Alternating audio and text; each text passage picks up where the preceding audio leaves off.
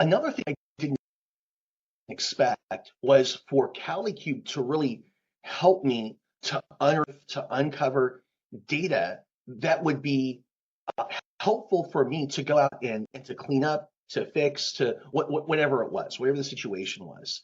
And so what we did is we went through a process where we worked hand in hand because, again, one of the things I like most about the CaliCube service is, out there you've got these do-it-yourself models, and then you've got done-for-you models.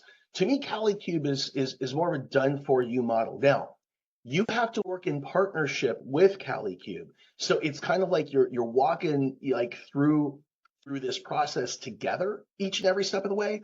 But again, they will provide you data, but you got to do your part. It's kind of like this.